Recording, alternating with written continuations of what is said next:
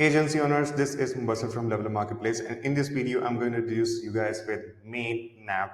Right now we are in the navigation section, MainNav from here. You can just control your MainNav of your sub account level in all the apps or in the side navigation bar. From here you can just customize the menu as accordingly. You can choose from any of the things.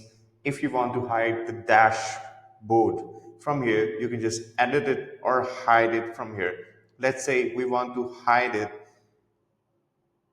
We have chosen dashboard. Just check on it from where you want to hide, from the admins, from the users. Hide the menu from here and close it. Let's head towards the sub account level. As we are right now in our sub account level in all the apps, as you can see, the dashboard has been hidden from here. So you can just limit the access from the users or the account holders from here right away. Thank you so much.